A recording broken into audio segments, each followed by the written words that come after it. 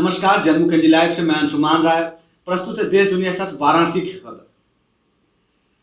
मित्रों, आज film industry से फिर एक दुखद खबर आई जब 1970 के दशक से लेकर अब तक किशोर व रोमांस की पहचान माने जाने वाले ऋषि कपूर का निधन हो गया। इस निधन की खबर भी अमिताभ बच्चन की ट्वीट से लोगों को मिली। ऋषि कपूर जिस पहली फिल्म से सबसे ज्यादा चर्चा में आए थे वह थी बाबी, जो 1970 में। इस फिल्म में ऋषि कपूर और उनकी अपोजिट कलाकार डिम्पल कपाड़िया दोनों ही किशोर वय थे।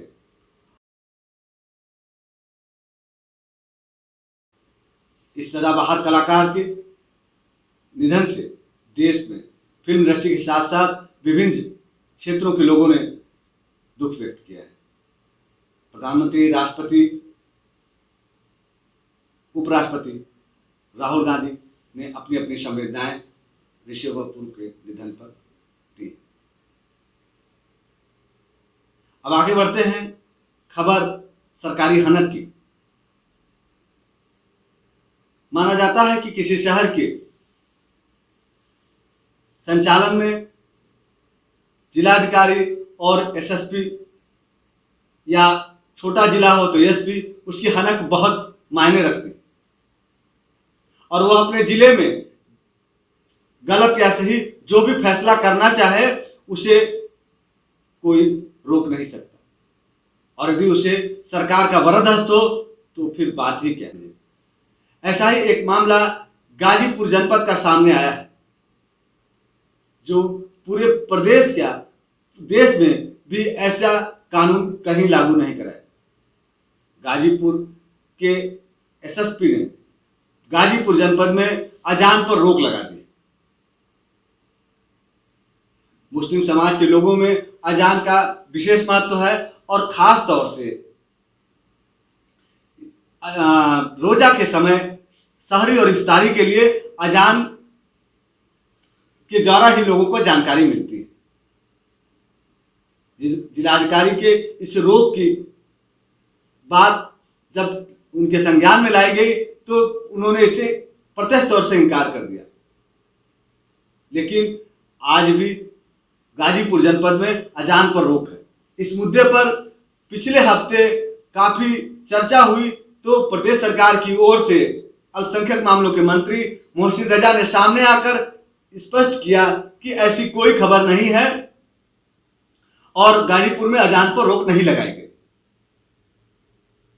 लेकिन गाजीपुर के लोग जानते हैं कि वास्तव में एसएसपी महोदय ने, एसपी महोदय ने अजान पर रोक लगा रखी है। इस मुद्दे को लेकर गाजीपुर से सांसद अफजाल अंसारी ने हाईकोर्ट का दरवाजा खटखटाया।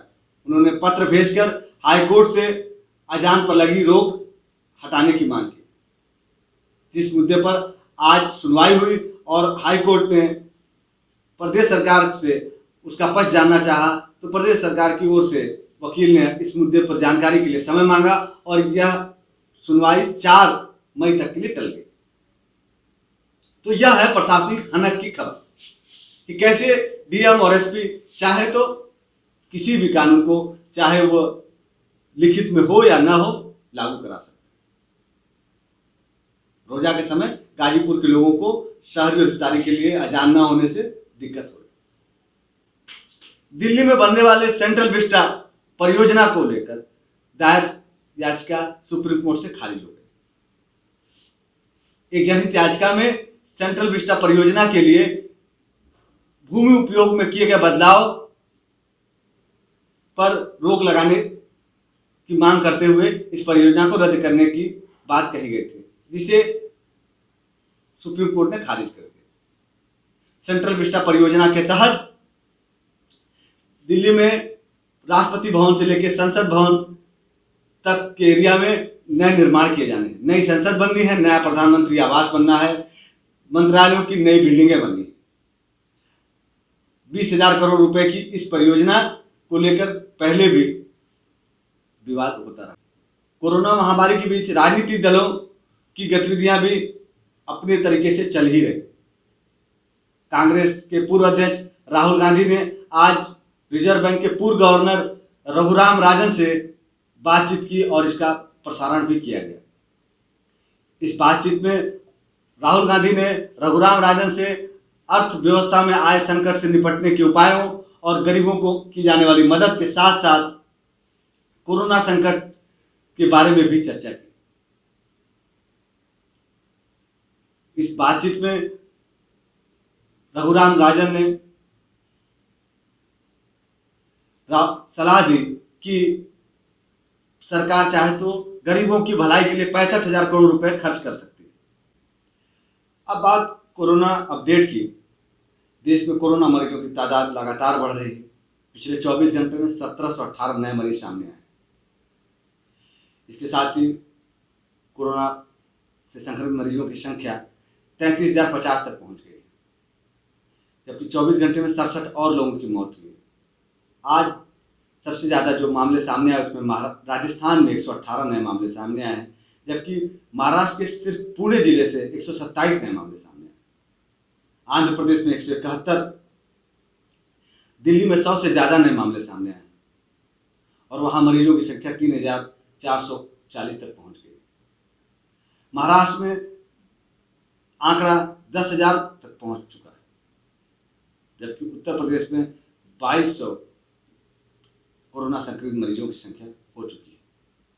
आज उत्तर प्रदेश में सुबह तक 40 नए मरीज सामने आए थे, जिसमें से 27 सिर्फ आगरा के बताए जा रहे, जबकि वाराणसी जनपद से भी आज 8 कोरोना पॉजिटिव मरीज सामने आए। लखनऊ से सिर्फ 1 नए मरीज आने की खबर है। खबर वाराणसी की। वाराणसी में आज 8 नए कोरोना पॉजिटिव मरीज सामने आए हैं, जिसमें से 3 पुलिसकर्मी हैं और 1 नगर निगम पुलिस चौकी के सामने डाक विभाग में काम करने वाला कर्मी है, जबकि 1 पूर्व में कोरोना पॉजिटिव आ चुके दवा व्यापारी के कॉन्ट्रैक्ट ट्रेसिंग में आया हुआ उसका कर्मचारी है। एक पावर लूम चलाने वाला भी आज कोरोना पॉजिटिव पाया गया। इसके अतिरिक्त एक प्राथमिक चिकित्सा केंद्र में काम कर रहा वार्ड बॉय भी कोरोना पॉजिटिव हुआ है। इस तरह आज 8 कोरोना पॉजिटिव पाए गए मरीजों को इलाज के लिए दीनदयाल अस्पताल में भर्ती कराया और शहर में कुछ नए हॉटस्पॉट बनाए जा रहे हैं। कोरोना पॉजिटिव मरीजों की बढ़ती संख्या के साथ ही प्रशासन द्वारा सख्ती बढ़ा दी गई है और 3 मई तक सभी प्रकार की दुकानों की खुलने पर रोक है। हर तरह की सप्लाई होम डिलीवरी में तब्दील कर दी गई, लेकिन इसके साथ ही लोगों की मुसीबत भी बढ़ने लगी। आज दूसरे दिन ही लोगों को दूध के लिए जगह जगह भटकना पड़ा। विभिन्न कंपनियों द्वारा दूध की सप्लाई वाराणसी में जो की जाती है वो कई क्षेत्रों में आज नहीं की गई। मामूरगंज, सिकरीबाग, अस्सी, कई ऐसे क्षेत्र हैं जहां आज अमूल और पराग के दूध नहीं पहुंचे, जिससे लोगों को परेशानी होनी पड़ी। प्रशासन द्वारा प्रतिदिन बढ़ रहे नए मरीजों को देखते हुए 3 मई तक यह सख्ती लागू की गई। होम डिलीवरी सिस्टम में भी परेशानी हो रही है। लोगों को फोन करने पर वो फोन उठ नहीं रहे हैं जो होम डिलीवरी के लिए नंबर दिए गए, और जो उठ रहे हैं वहां आदमी को छोटे सामान नहीं मिल रहे हैं।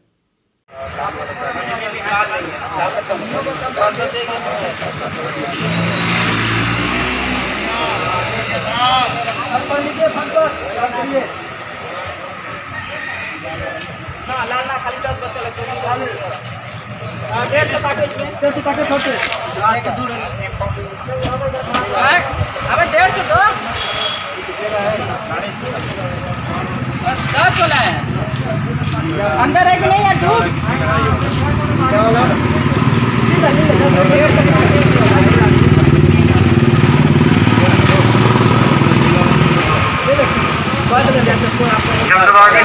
वाराणसी में फंसे हुए मध्य प्रदेश के छात्र अब अपने अपने जिलों के लिए रवाना हो गए। आज वाराणसी से कई बसें मध्य प्रदेश के छात्रों को उनके गृह प्रदेश और गृह शहर के लिए लेकर रवाना हुए। प्रशासन द्वारा रोज बढ़ रहे नए मरीजों को देखते हुए कोविड-19 का एक नया वार्ड मंडलीय अस्पताल कबीर चौरा में तैयार कराया जा रहा है। कबीर चौरा मंडलीय अस्पताल के महिला विंग में 100 बेड के बन रहे इस अस्पताल के निरीक्षण के लिए आज जिलाधिकारी कौशल राज शर्मा पहुंचे। इस दौरान जिलाधिकारी ने वार्ड का निरीक्षण करने के साथ साथ वहां तैनात चिकित्सकों और कर्मचारियों को सलाह दी कि मरीज कहीं से भी कोई भी आए उसका इलाज करना है।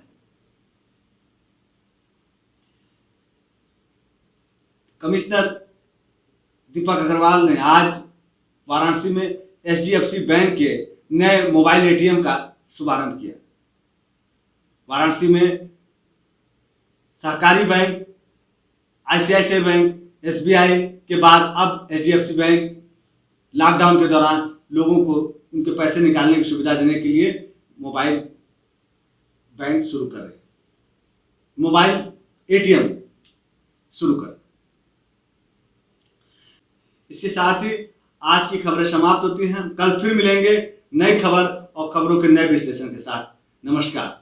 सबसे सटीक और विश्वसनीय खबरें पाने के लिए सब्सक्राइब करें जनमुख NG लाइव को और लगातार अपडेट्स पाने के लिए बेल आइकन को प्रेस करना न भूलें।